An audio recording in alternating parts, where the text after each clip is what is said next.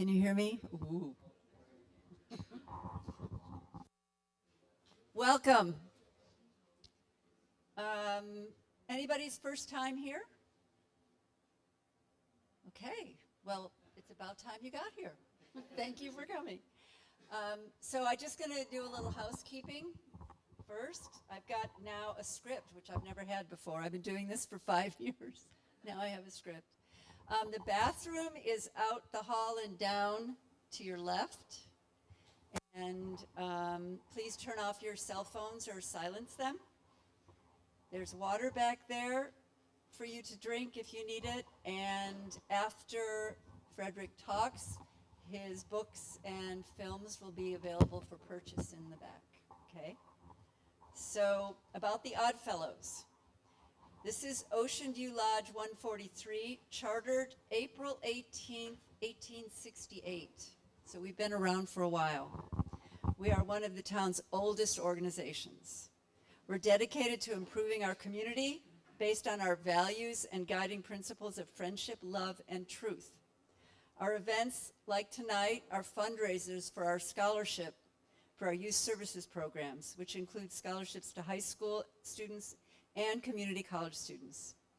Also for donations to foster care and women's shelter organizations and volunteering throughout our community. In the last few years alone, we've donated more than $50,000 to local charities, thanks to events like this one tonight.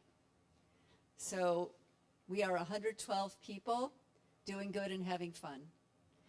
And we're on Instagram, Facebook, and YouTube if you're interested, okay? We have concerts, films, and speakers. Later this month, we have a fabulous film called Water for Life, about Indigenous water rights. It won the Audience Award at the Mill Valley Film Festival. Next month, I believe we are going to show Vertigo, the Alfred Hitchcock classic.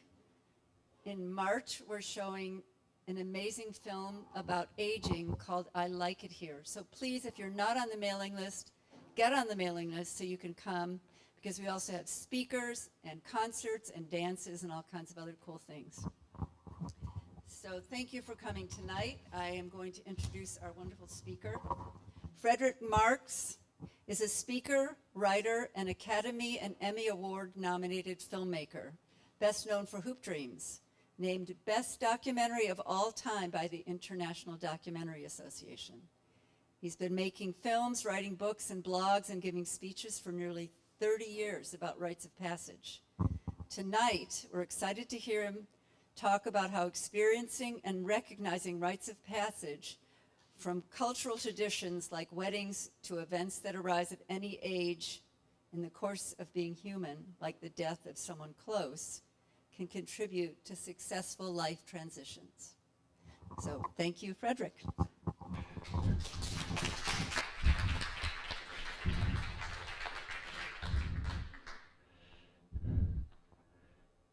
Thank you, Gail. Well, thank you all. Thank you all for coming tonight, and delighted to see you all here.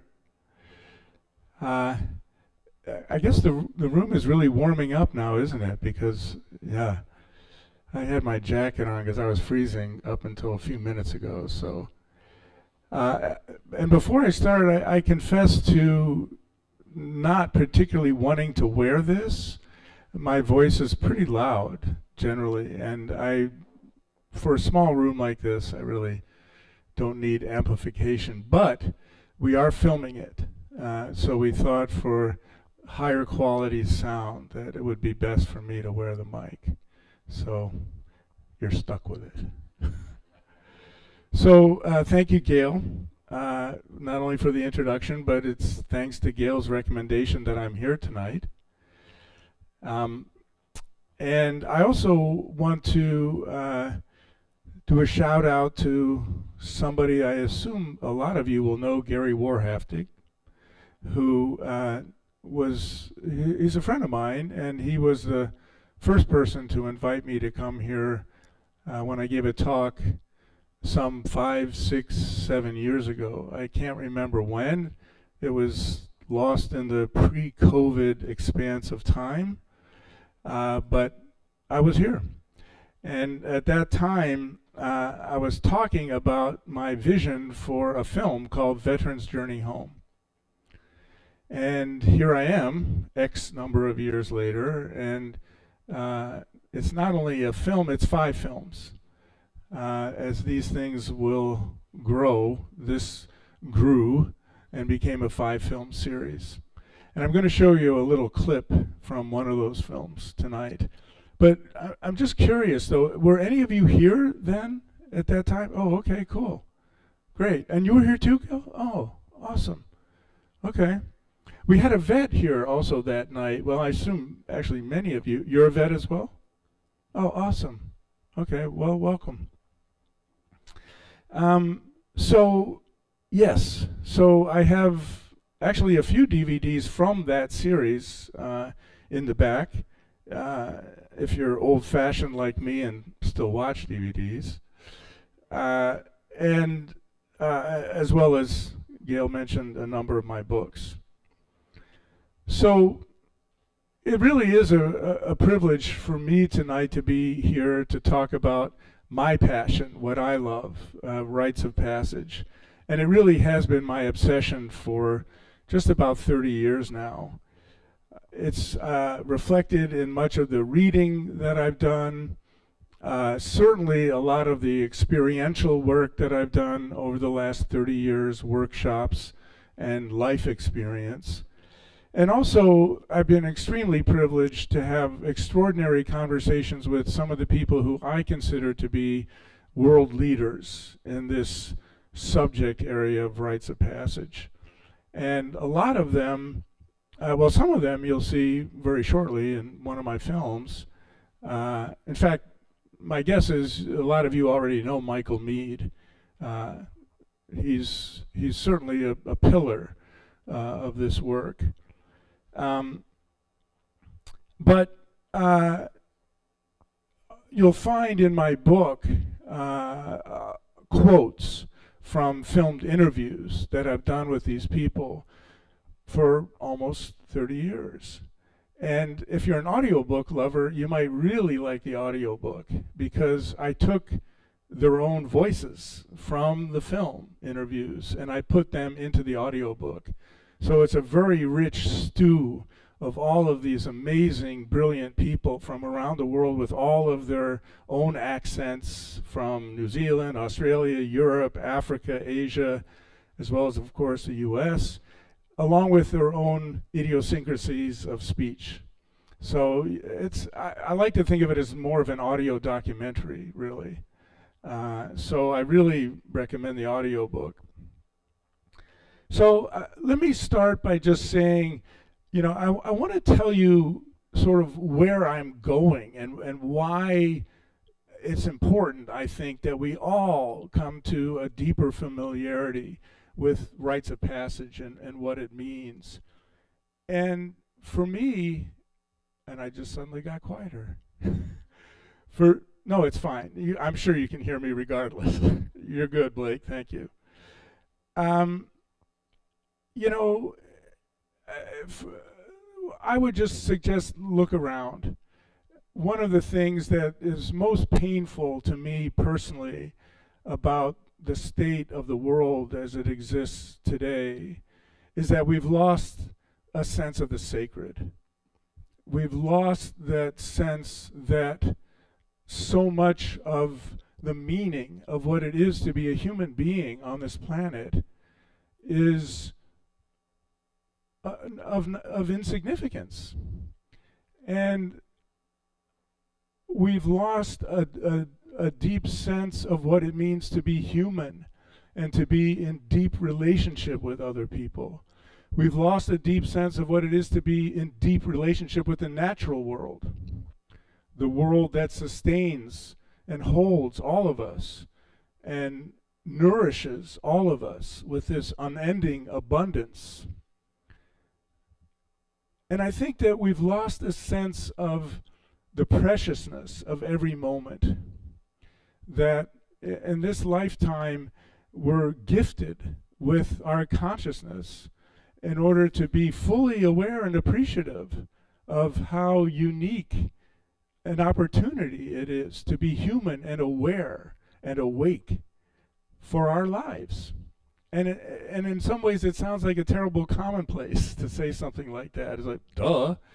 But it also, it seems to me to be rarely spoken to, and also kind of there's sort of shrinking horizons of possibility there when it comes to understanding and appreciating the precious sacredness of our human lives. And then that's not even to mention community. You know, how well are our communities functioning? Well, I'd be inclined to say this one's functioning pretty well. You're all here tonight, and you have this beautiful facility and this beautiful community. God bless you. That's wonderful. It's great. But, you know, so many others in the world do not have functional community, really. Or if they do, I mean, and many of us, let's face it, it's a plural. We have different communities, right, that we're part of. And so many of them are online these days, which is fine. You know, it's a wonderful thing. And it also has limitations. We lose that sense of physical contact with each other by engaging with each other in the online world. So my sense of rites of passage is that it can help us to feel more connected, to help communities function more effectively, and to bond more deeply with each other. And so that we can all recognize in each other, we're all here doing this dance of life together. And maybe we can form a deeper appreciation of what that means. And I'll give you, as we get into my talk here, some practical examples of that. But I wanted to, again, tell you sort of where I'm going with all of this. Well, and actually, here's another one. You know, how well do each of us understand our own lives, in a way? You know, how accurately do you think you can position where you are in your life right now? I think that's a really interesting question. And it's a question that rites of passage helps me to understand. That I can say with some clarity and definitiveness, I am in my eldership. And I got here, as I'll talk more about in a few minutes, partly due to the rite of passage that I went through from middle age into eldership by escorting my late wife to her death. That's the trial, that trial of fire, in a way, and the trial of tears that brought me across that threshold of understanding where I'm at in my life from middle age into eldership. So I think that, again, if we can begin to understand rites of passage as a framework for understanding our own lives, it'll make it easier for us to position ourselves in time, frankly. Not only within our own lives, but in that greater expanse of infinity called time. So I think understanding the rites of passage framework can help us in all these areas. And I tend to think of it as a possible universal field theory for understanding all forms of human behavior at every stage of life. Now, let me back up and define and explain what I mean by the term. So, the term rites of passage was first coined by a writer, a cultural anthropologist, Arnold van Gennep. In 1909, he published a book of the same name. He was born in Germany, he studied in France, and spent most of his life in Holland. And you might already be making connections in your own mind to Joseph Campbell's concept of the hero's journey. And if so, you're right on track. But I think one fundamental difference, at least as I understand it. You know, the hero's journey, as Campbell first talked about it, is basically positing each of us on this lifetime adventure called life, and from beginning to end, from birth to death. Rites of passage for me are what's the word I want? Bridges within that greater adventure. So they're transitions from different phases of different points in life, all encompassed by this one whole called the hero's journey. They're mini hero's journeys, if you want to call them that. So here's a definition from one of my teachers in this work, David Blumenkrantz, defining rite of passage. And you'll actually see this again very shortly in one of the films I want to show you. But it's worth repeating. And this definition of his was written about youth advancing from adolescence to young adulthood. But it really applies to all the different rites of passage. The degree to which a series of activities are a rite of passage is directly proportional to a community's acceptance and participation in the activities, and the youth's perception and belief in the activities as fulfilling their conscious and unconscious needs for transformative experiences. That is, a modern-day rite of passage is achieved when parents in the community create and participate in experiences that are perceived to be transformative by youth and in fact offer them increased status within the community and facilitate their healthy transition through adolescence. So that's one definition. Another one from one of my other great teachers, Angelise Arian, an amazing cultural anthropologist who just died a few years ago, lived in Marin. She basically said, oh, it's really simple, Frederick. It's really life skill acquisition, followed by a public demonstration of mastery. And that makes a lot of sense. So you might think about, well, a life skill. Okay, well, let's pull one somewhat at random. Patience. Well, maybe it's not so much at random because I struggle with that all the time. So let's say that a young person has problems with patience with his or her younger brother or sister. And one of the ways that a rite of passage can be proven effective is if we can see subsequent to that trial, is this person more patient or not? It's pretty simple.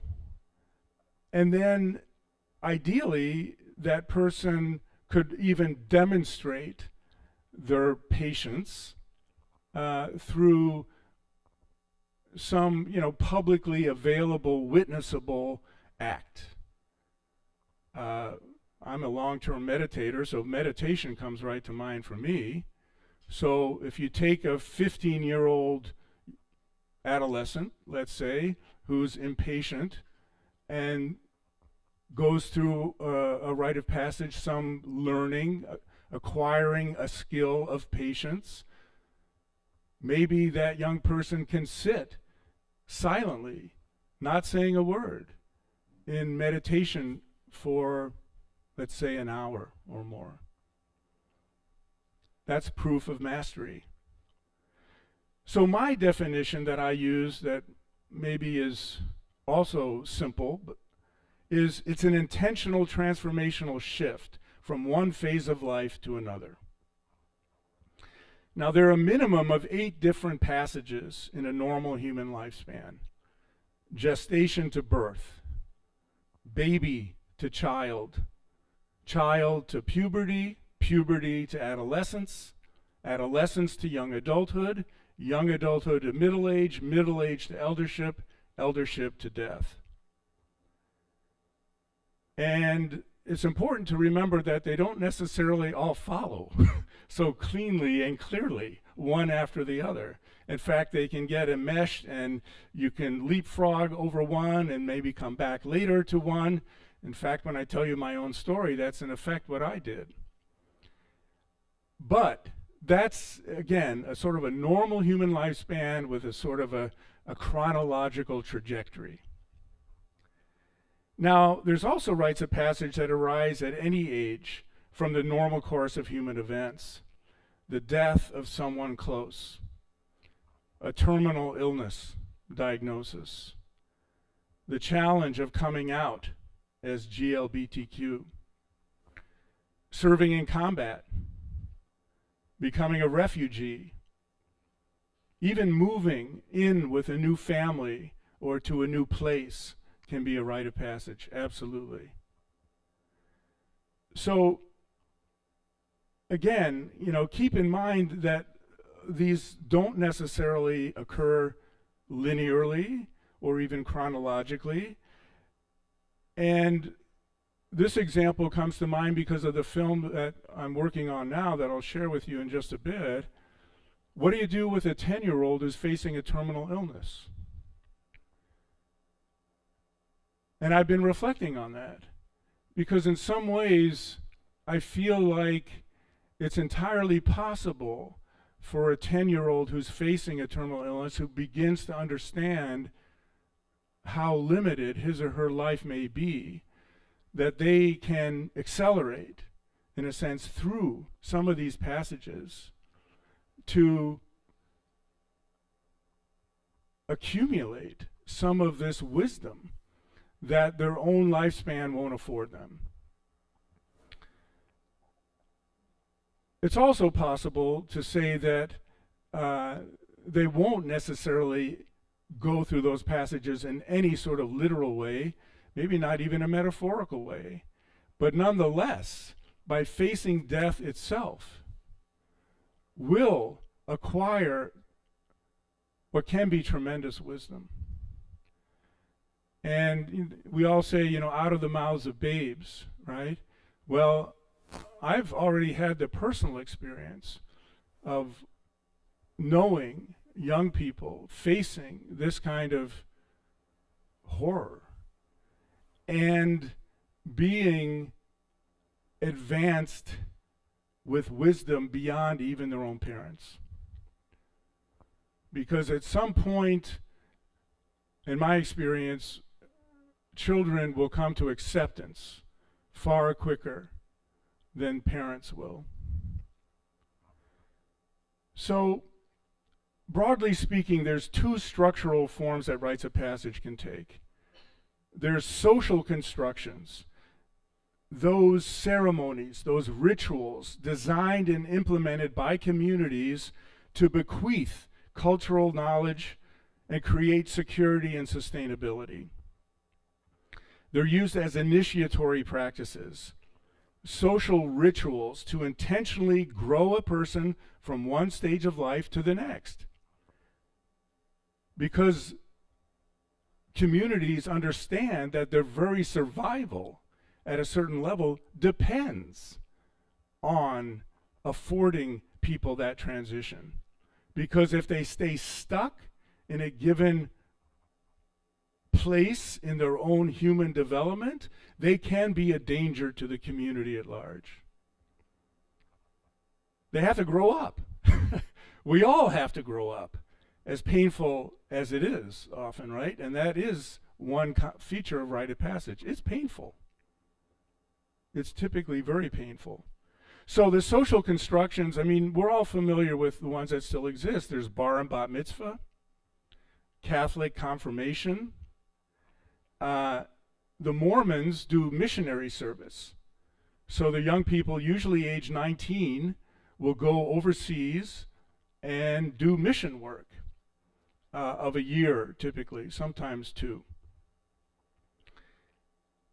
Also, becoming an Eagle Scout. That can become a rite of passage, acquiring a lot of different skills, right? So this mode, these social inventions, have actually been the primary focus of my work. And my Veterans series actually focuses on, if you will, 5 different rites of passage modalities for returning veterans, hence the 5 films in the series. So along with the films and books that I've written, I've mostly focused on the rite of passage of adolescence to young adulthood. That was the one that really grabbed me when I first became aware of this subject matter. And you'll understand that better in a moment when I tell you a little bit about my own journey. But before I forget, I want to mention one resource that I've co-created, and it's called youthpassageways.org. And my vision for this nonprofit company was to become a worldwide clearinghouse of information for parents especially, but also for friends, neighbors, coaches, psychologists, counselors, anyone, to find resources so that a person could do something as simple as go to the website, again it's youthpassageways.org, type in a zip code, and you'd get a list of all of the initiatory and mentoring organizations that are in your area. And sometimes they're broken down by, they work just with boys, or they work just with girls, or sometimes with both. And all of that is all laid out and clear on the website. So that was my vision for it, and it's largely there now.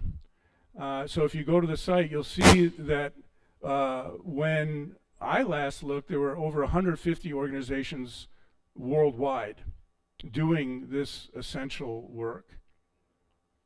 So I want to pause now, and I want to show you this 11-minute film called Rites of Passage, Mentoring the Future, about that passage from adolescence into young adulthood.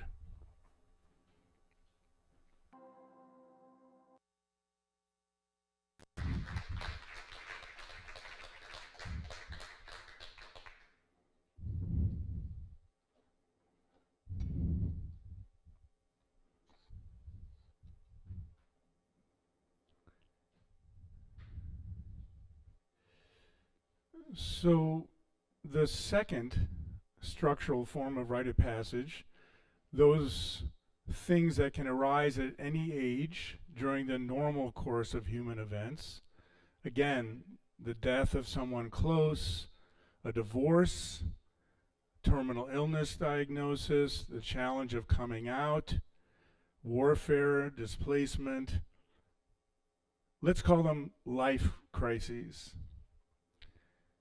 So again, most of my work has been around social constructions, communities coming together and either inventing or reinventing rites of passage for, particularly for young people, for adolescents. But well, and actually before I go to the but, most of my everyday mentoring work, interestingly enough, is not about that. It's about life crises. It's dealing with mentees who are coming up against all of the challenges that all of us come up against in our lives, in our normal human lives. So I want to read you a section from my book, Rites to a Good Life. The subtitle is Everyday Rituals of Healing and Transformation. And in it, there's a long Michael Meade quote, who you just saw. And you'll hear Michael himself differentiating between these two modalities, these social constructions versus life crises. And in fact, while I'm at it, let me also say that I see mentoring and initiation as two halves of one whole. Both are essential.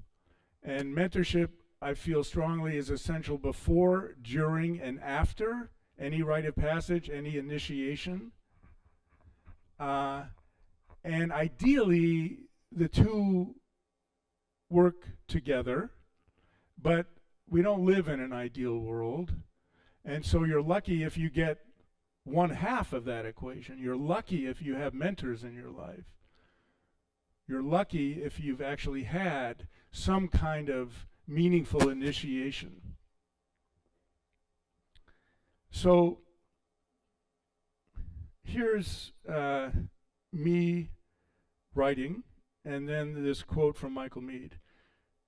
Mentors must always work with whatever rises in an initiate's life. Life itself will open the doorway to abundant lessons. Alert mentors often need do little but contain the initiate during her times of trial and help her tease out the valuable teachings embedded in the experience. So here's Michael Meade. It's like cooking, which is one of the images that used to be used in the South Sea Islands. The person is being cooked. And so I've heard people, modern people, say, well, I'm initiating myself. Well, that goes against the whole idea, because if I do it myself, I'm either going to have the temperature way too high or way too low. But if someone else is regulating the heat, they also have to know how hot it can go and how much a person can take. Social constructions. And so I think that makes it really difficult to just try it.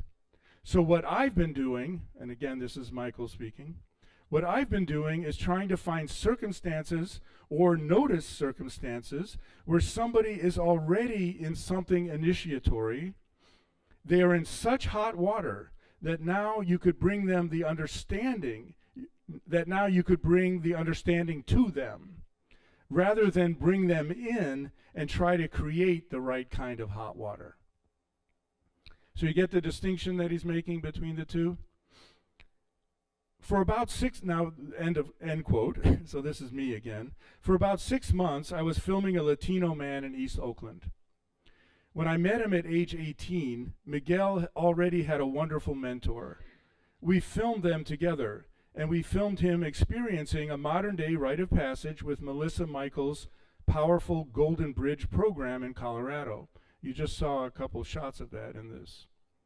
Prior to all that, when he was 11, on a street corner right in front of him, one of his friends shot and killed his best friend. The water was hot, boiling. What he needed then but didn't have was a mentor. He needed someone who could hold him through the course of healing, to help him process the trauma, all the anger, grief, shock, and fear. He needed an elder, a teacher, a coach, an uncle, a neighbor, someone to sign up, to step up and be a mentor, then and there, and say something like this to him. Now you're going through a rite of passage. You didn't ask for this. In many ways, you're too young. But here it is. The universe has thrust this upon you, and now death is here. You have lost your best friend. Even worse, you have seen another friend kill him. It is now your task to make sense of what does not make sense. I will be here with you. You will have to go through dark and unwanted emotions, anger, sadness, fear, maybe even shame. There is no way around them. You must go through them. I will be here to hold you, but I promise you this. If you go through them fully and continue to ask yourself all the hard and often unanswerable questions, you will come out of this with some gift, some new understanding of your life, some piece of gold that will serve you and those around you. It will serve you well for the rest of your life. That I promise. So that's mentorship. That's how mentors work with the challenges that life thrusts upon us. That's how, given proper support, each of us learns to process the horror and heartbreak that is our common human inheritance.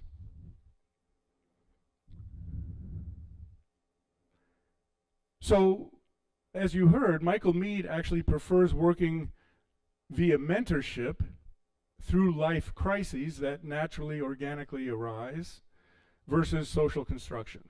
Fine, I've got no problem with that. One of the things you'll find in my work, if you dive into it, is that I'm completely agnostic about most of this stuff. I have no particular preference. All I care about is effectiveness. Who or what is effective? That's what matters to me. So another form of life crises, rites of passage, is veterans returning home from service. Now, whether they served in combat or not, in my experience, and now I've worked with about 150 vets over the last 6-7 years, the return necessitates a rite of passage. They have to transform, they have to transition from one identity, the identity of soldier, back into the identity of civilian. And the military is extremely good at doing the initial side of that, right?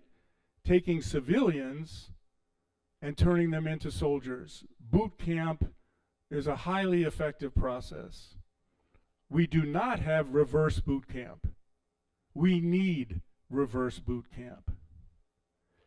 And so, again, what I filmed were a number of people, institutions, small nonprofits who understand this and who are offering this return rite of passage to veterans. So let me just show you 5 minutes of one of the 5 films. And this film, every film is called Veterans Journey Home. This one is called Leaving It on the Land. It's a story about 12 veterans, all who struggle with suicidal ideation, who come together in the desert of eastern Washington for a rite of passage, a social construction. Maybe that's enough said.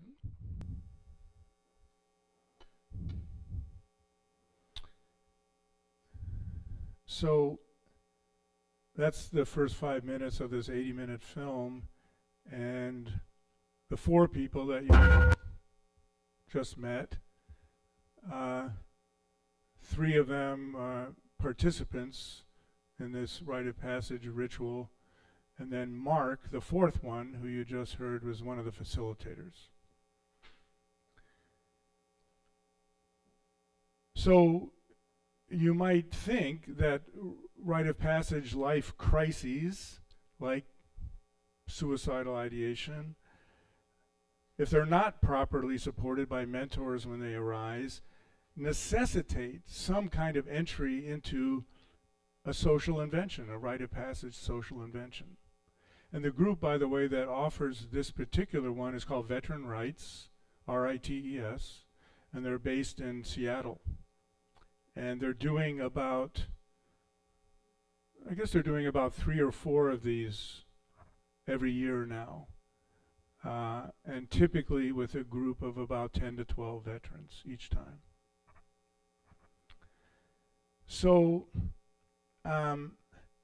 the key is we need someone, something to hold us through these furious passages. So we need containers, either of social invention or containers of elders, mentors, to hold us.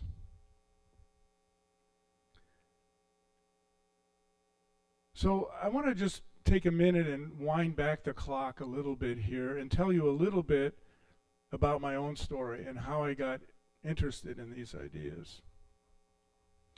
For me, it really began when I was 9 years old and my dad suddenly died.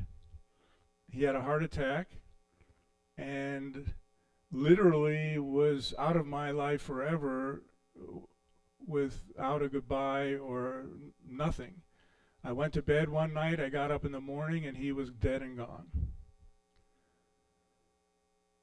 So on my way to the funeral, his younger brother, my Uncle Henry, showed up, and he put his hand on my shoulder and he said, "Well, Freddie, you're the man of the house now." Now, it's easy, of course, to snicker and dismiss a statement like that, and we all recognize how inappropriate a statement like that is these days. But you better believe that as a 9-year-old, I wanted very much to be a man, to be supportive of my mother, to be a man to support my older sister and my younger brother. But at 9 years old, what did I know about that?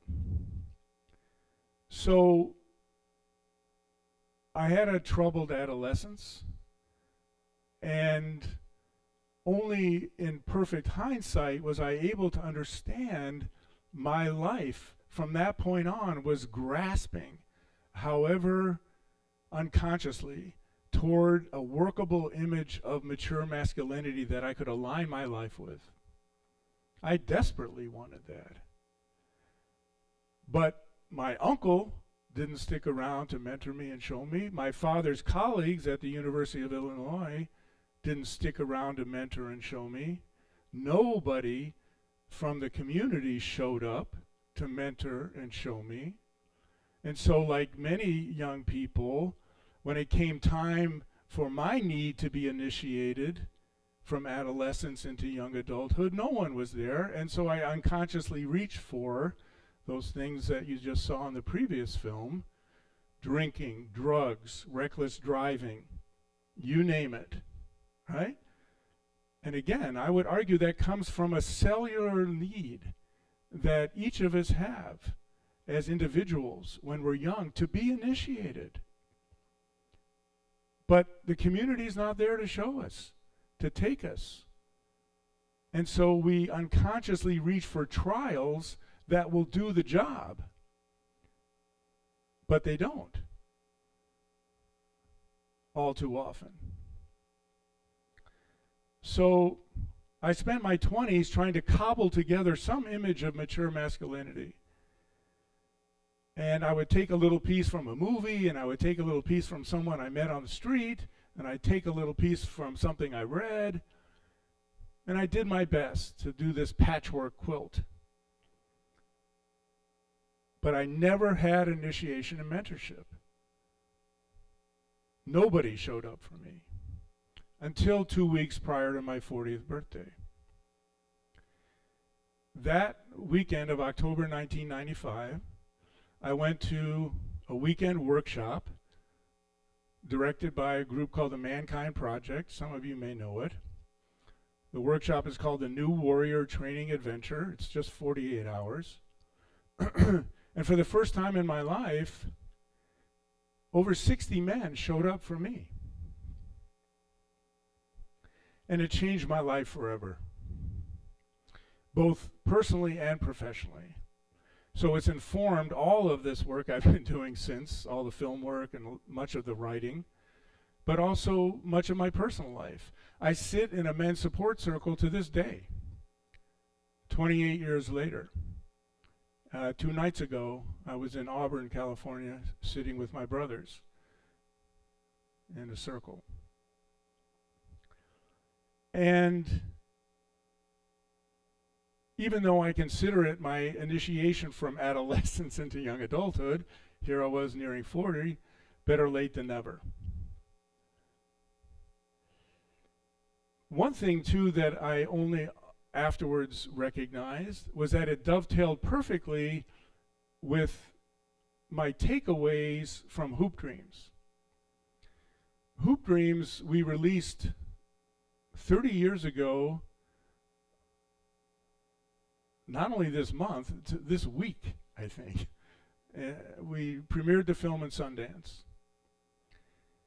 And that film left me with a profound question. Who is there to support young men, adolescent boys, across this threshold into young adulthood, who's not out for their own ends? Because I don't know if any of you have seen the film or remember it, But yeah, there are parents around them and coaches, but everybody has an agenda, except for the moms. The moms are tried and true, and they want to see their boys grow into the best men they possibly can be. But everybody else seems to be working some angle. And I thought, what the hell? Who is doing this? Who is out there? So that film also dovetailed perfectly with my own initiation, which happened just a year later, and then spawned much of the work that came to follow. And we can talk about that maybe later if you want.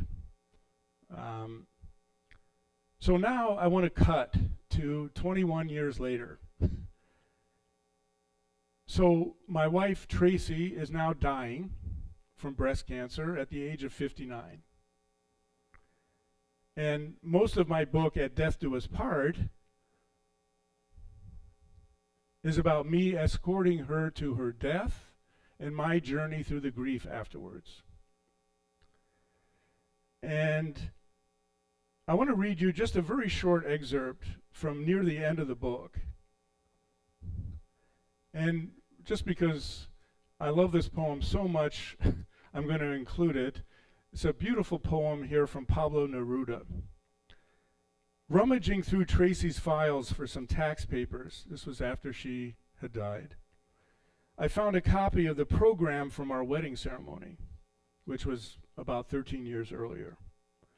It contained this poem from Pablo Neruda, which Tracy loved and insisted that we include in our wedding program. The prescience of it rocks me. Here's the poem. When I die, I want your hands on my eyes. I want the light and wheat of your beloved hands to pass their freshness over me once more. I want to feel the softness that changed my destiny. I want you to live while I wait for you asleep. I want your ears still to hear the wind. I want you to sniff the sea's aroma that we love together, to continue to walk on the sand we walk on.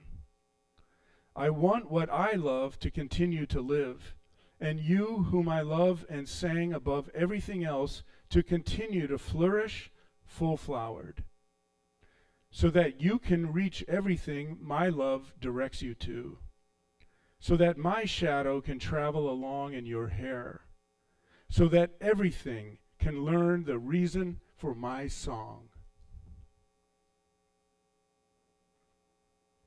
I could never do justice to Tracy's life the way she could and did with her own memoir. But that certainly was much of the motivation behind my writing this book, teaching others the reason for her song. But this is my song now. I guess it had to be this way. I have to sing it, complete with cracked notes and throat-catching sobs, replete with all my faults and foibles. I didn't want to, but this is the rite of passage the universe saw fit to offer me, to shake me from my depression, to rattle my life into some new form, to pull me from my depths and force me into some new engagement with being. Or, as my Zen teacher, Jumpo Dennis Kelly, liked to say to me, to remove my head from my rectum. Do I feel more alive? I can't say that I do, but maybe that will come. Do I feel more dynamic somehow, like I have more agency? Truthfully, no.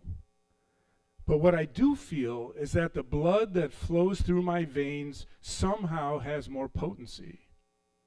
Somehow, the depth of the sorrow I carry has distilled and heightened the capability of each drop. Perhaps it can be of medicinal use. It might just prove to be an elixir for those similarly troubled. So that book, the process of writing that book, became part of my own rite of passage into eldership that I spoke of earlier. And in a sense, I didn't even realize I was going through it as it happened until I could actually turn around and through the experience of reading the book myself and reworking the book, understand it. And it was my editor who became one of my mentors in helping me shape the book so that it also came to be fundamentally about my rite of passage. So I've got to wrap up soon. I want to turn to the final rite of passage for all of us, living into dying, life into death.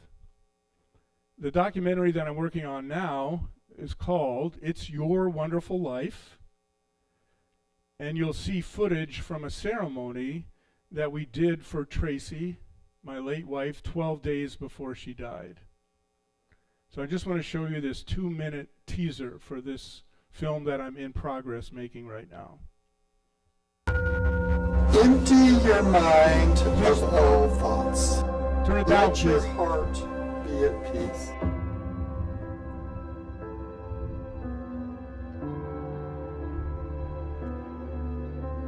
We're here together to offer our love and support to Tracy.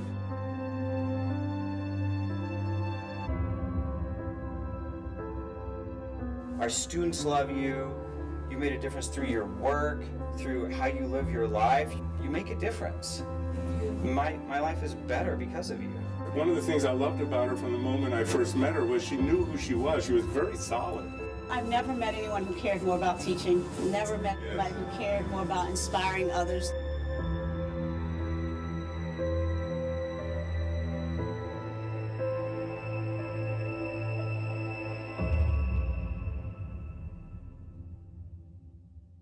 You've been a guide for me and a mentor for me. I didn't know. What I remember is the conversations we would have about being mothers. Thank you, thank you, thank you, thank you, thank you, thank you, thank you. Absolutely, yes. Immersed in the wonder of the now, you can deal with whatever life brings you. Sometimes somebody comes into a group and you're like, oh damn, this will make a good friend. And that's how I felt. Yeah, me too. But I spoke to my therapist about it and we got a lot of work done. I'm just so lucky to be part of your life and that you're part of my life. I just appreciate you, and love you, respect you, and thank you. Thank you. Thank you. And I'll also make sure that your beloved is well cared for.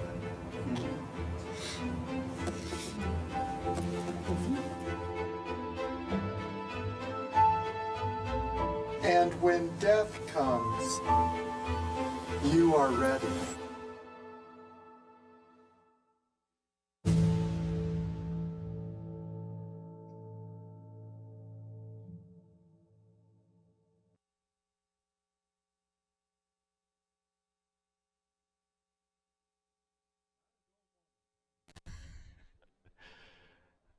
So the idea is simple.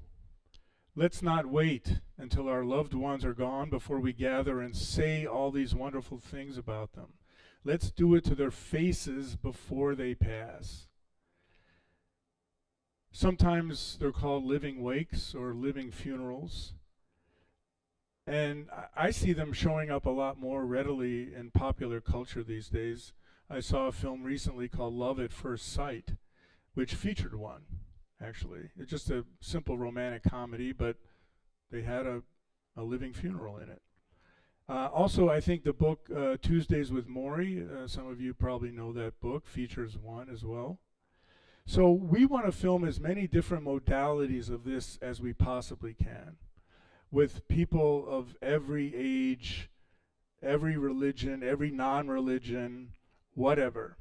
We already have 2 stories in the can, and we're looking for more. So we're looking for dying people who are open to having life-honoring celebrations before they pass.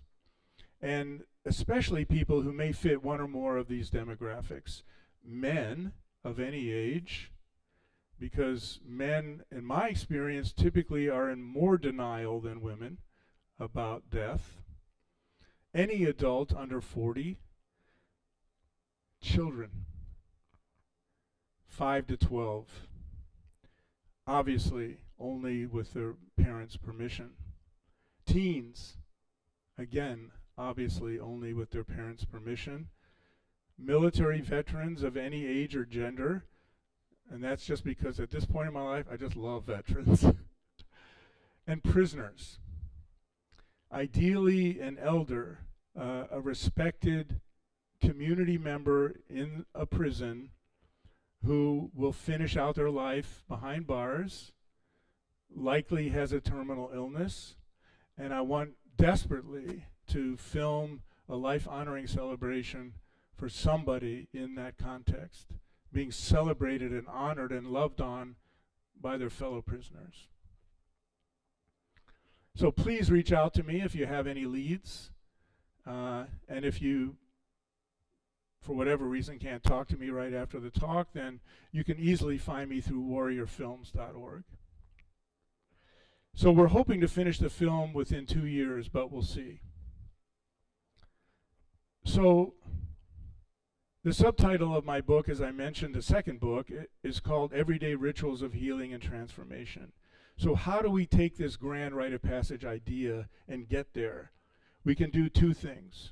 One, we can enhance everyday rituals we already commonly observe. Birthdays, New Year's Eve, getting a first job, graduations, even weddings. In fact, my beloved Maggie and I were at a New Year's Eve party just, 2 weeks ago. And being the ritual lover guy that I am, I couldn't let the moment pass. So I suggested that we all sit together in a circle, and there were about 18 of us. And we did a simple ritual together. We did 2 rounds where everybody checked in. The first round was, what do you want to let go of from this year? And the second round, logically enough, is what do you want to let in? What do you want to be different about this coming year? And most of the people in the room didn't know each other before. And you would have been heartened to see strangers open their hearts so widely with each other. One woman was in tears instantly on the first round, saying, I want to let go of the fear that I have of my daughter, that she's going to die. And she's got a lot of physical challenges, her daughter does. Another woman checked in saying, I have struggled with self-hatred my entire life. And I can't say that I love myself, but I will say that I like myself. And that's huge progress for me. And we all cheered. Another example. So my friend I'll call Johnny turned 16. We recognized it was an important time to cut the umbilical ties that he still had to his single dad. Johnny needed more independence. He needed more space. And frankly, his dad needed to back off and give him some more room to find himself. So we did this beautiful ritual at a friend's house. There were about 9 of us, including his godmother, other friends that he'd known for a long time. We formed a circle. I invited the 2 of them into the circle, father and son. We took a long string, and I invited them each at each end to start turning and to just wrap themselves in that string, imagining all of the ties and all of the connections that they had with each other. So they each did that, and they were very well wrapped. And then I asked them, are you ready, each of you, to let go? Are you ready for Dad, for your son, to transition into a more independent life, to become his own man? And Johnny, are you ready to let your dad go and some of that reliance and dependence on him in order to be more fully independent yourself? They said yes. So I took a candle and I had them each hold the base of the candle. And I said, when you're ready, I want you to burn through this connection that you have to each other. They did that, and they unraveled all of the string, and we whooped and cheered and loved on them. So that's, again, a pretty simple example of something that any of us can do. You know, it's not hard to create rituals. All you need is attention and intention. What is the intention? What do we want to do here? Name it, bring it forth publicly, and attention, meaning stuff may show up that doesn't seem to fit, but it's here, so we got to work it in somehow. Could be weather, could be you can't light matches, the candle won't burn, whatever, right? So you got to pay attention too, be present. So imagine if every person's birthday, especially for young people, we did a simple ritual, asking them, what was the biggest life lesson you learned this year? What do you know to be true about yourself that you didn't know before? And then parents and friends spoke to the changes that they see in that young person. We also need to invent new rituals for transitions that need to be recognized and blessed, that typically we do not recognize, much less bless. Divorces, closing of a business, losing physical capacities, even dropping out of college. These things happen. These are normal parts of our human life. We can actually turn as friends and neighbors and community and recognize these moments in time and honor and bless the person who is going through them. So,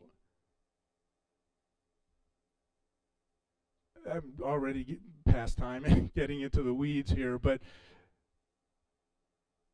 failure, if you want to call it that, is normal a part of our human lives as anything else. And it's about time that we sort of brought it out of the shadows and brought it into everyday common recognition. Ultimately, all of this is about blessing. We've forgotten how to call out and name what it is that we see in each other that deserves recognition, that deserves honor. You know, our culture has no more seemingly sovereign capacity anymore, and that is a very important sovereign function, blessing. So, my book, Rites to a Good Life, is full of very practical suggestions, that things that you can do for yourself, your family, your community. Each chapter ends with a bullet-pointed list of what you can do now. So, I hope you understand and agree now that we have good reason to bother and care about utilizing this rite of passage framework. You know, I didn't mention, but it's true that people on the planet have been doing versions of this stuff for 50,000 years. And the wisdom that that our ancestors carried, we carry unconsciously through our unconscious understanding of archetypes, of energies that we may have no comprehension of consciously, but they're somewhere in there, and we can call them forth and activate them. So it's only in the last 200 years or so of industrial society that all of this has fallen by the wayside. So if you think anything that I'm doing is particularly original, I'm sorry to tell you you're wrong. It's not at all original. All I'm doing is just looking back over time and beginning to learn and understand about what was common practice on the planet for most of the time that human beings have walked on the planet. So this framework presents endless opportunities for us to drive the meaning and appreciation of our lives more deeply into our psyche. consecrating life passages with public rituals are a necessity, not only for us as individuals to reach our greatest potential, to fully understand who we are and where we're going. It's to maximize the traction of our life. That's an expression I learned from Michael Meade too, the traction of our life. So many of us are off track. We don't have that traction and know it in our hearts. But it also cements community. It's the glue that bonds and holds us all together as community, and it points us toward a sustainable future. Because without them, we do not create generativity. Right? We do not, these are the practices, the cultural, ancestral wisdom passed down from generation to generation is what helps us understand where we are in the string of time. We can point, ideally, to fathers, grandfathers, grandmothers who had practices like these and bequeath them to us, pass them down to us. So this cultural knowledge is not lost and forgotten. And in fact, not only does it exist to be picked up and relearned, but we can also invent new forms and recreate stuff as we go to fit the modern times that we live in. I gotta stop. Thank you for your kind attention.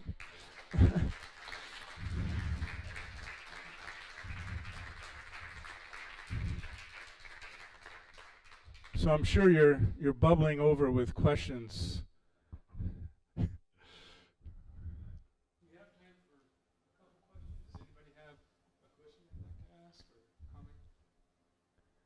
Do we have a hard stop that we have to get out of here like in 10 minutes or something? Sort of, yes. Okay. Yeah. But we have time for a question.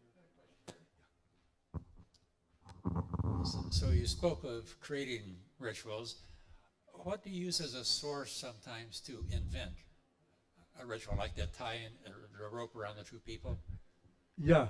Where do you get some of the ideas? Well, that particular idea I got from one of my teachers in this work, a man from New Zealand, who basically used to implement practices like that in their own coming-of-age rituals for adolescence into young adulthood.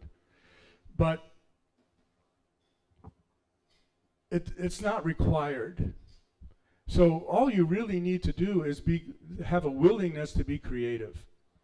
And so if you recognize I mentioned divorces, maybe I'll just roll out this example a little bit.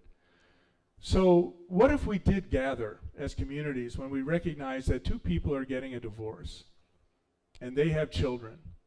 How about if we invited them into a circle of friends and neighbors, and we basically said the intention of this circle is about helping particularly you kids to understand what's happening and for you to recognize that you will not be alone during this passage, which is likely going to be painful as hell for you.